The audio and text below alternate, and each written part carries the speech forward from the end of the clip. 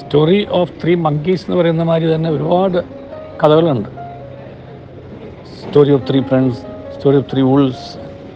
ഒരു 3 സുഹൃത്തുക്കളുടെ കഥയെക്കുറിച്ച് പറയുന്ന ഒരു മോറൽ സ്റ്റോറിയുണ്ട്. ആ 3 സുഹൃത്തുക്കൾ വലിയ അടുപ്പക്കാരായിരുന്നു. അവരങ്ങനെ ഒരിക്കൽ യാത്ര ചെയ്യുമ്പോൾ അവർ പോകുന്ന വഴിക്ക് അവർക്കൊരു ബാഗ് സ്വർണം കിട്ടി. ആ സ്വർണം കിട്ടിക്കഴിഞ്ഞപ്പോൾ അവർ തീരുമാനിച്ചു, എന്താണെങ്കിലും ഒരു നിധി പോലെ കിട്ടിയതല്ല, അത് 3 പേർക്കാണ് കൂടി വീതിച്ചെടുക്കാൻ തീരുമാനിച്ചു. അങ്ങനെ 3 പേരും തുല്യമായിട്ട് വീതിച്ചെടുത്തു. എന്നിട്ട് അവിടെ യാത്രിക സ്ഥലത്തിരിക്കുമ്പോൾ അവർക്ക് വിശപ്പുണ്ടായി. അപ്പോൾ 2 പേരുടെ കൂടി പറഞ്ഞു, നമ്മൾ ഒരാൾ പോയി ഭക്ഷണം വാങ്ങിയിട്ട് വരാം, ബാക്കി 2 പേരോട് വിശ്രമിക്കാം. അങ്ങനെ ഒരാൾ ഭക്ഷണം വാങ്ങിക്കാൻ പോയപ്പോൾ ഈ 2 പേരും കൂടി പറഞ്ഞു, നമ്മൾ ഈ ഒരാൾക്കായിട്ട് പങ്കുവച്ച സ്വർണം അവനെ നമ്മൾ ഫിനിഷ് ചെയ്യുകയാണെന്നുണ്ടെങ്കിൽ നമുക്കത് പങ്കുവച്ചെടുക്കാൻ പറ്റും. അങ്ങനെ അവരൊരു പ്ലാൻ ഇട്ടു. ഭക്ഷണം വാങ്ങി വന്നു കഴിയുമ്പോൾ നമുക്കവനെ ഫിനിഷ് ചെയ്യാം, ആ സ്വർണം പങ്കിട്ടെടുക്കാം. ഈ ഭക്ഷണം വാങ്ങാൻ പോയ ആളെന്ത് ചെയ്തു? അദ്ദേഹം ഇവരെ പോലെ തന്നെ വളരെ സമർത്ഥനായിരുന്നു. ഇൻ ദ സെൻസ് വളരെ ഗ്രീഡിയർ.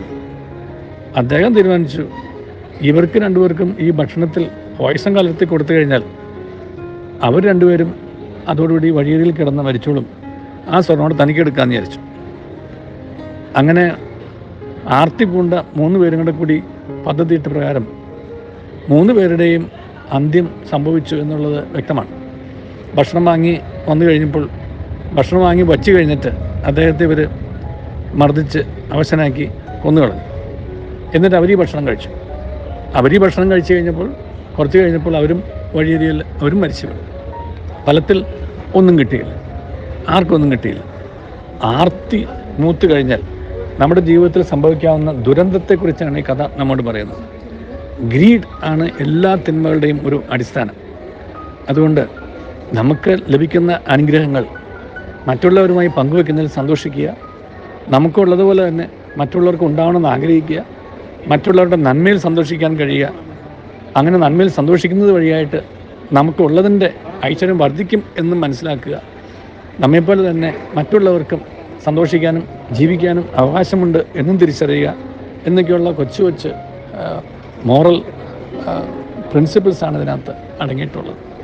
നമ്മൾ ഏത് കഥ പറയുമ്പോഴും അതിനകത്തൊരു മോറലുണ്ടല്ലോ. ഈ മോറൽ നമ്മെ പഠിപ്പിക്കുന്നത് ആർത്തി ഒഴിവാക്കുക, പങ്കുവയ്ക്കാൻ പഠിപ്പിക്കുക, മറ്റുള്ളവർക്ക് നമ്മെപ്പോലെ അന്തസ്സോടെ ജീവിക്കാൻ അവകാശവും ഉണ്ട് എന്ന് തിരിച്ചറിയുകയും ചെയ്യാം. അപ്പോൾ നമുക്ക് നമ്മുടെ സമൂഹത്തിൽ എല്ലാവരുടെയും നില ഭദ്രമാക്കിക്കൊണ്ട് സ്വസ്ഥതയോടെയും സന്തോഷത്തോടെയും സമാധാനത്തോടെയും ജീവിക്കാൻ സാധിക്കും. അതാണ് ഒരു നല്ല സമൂഹം. അതിനായി ദൈവം നമ്മെ അനുഗ്രഹിക്കട്ടെ. നല്ലൊരു ദിവസം എല്ലാവർക്കും നേരുന്നു.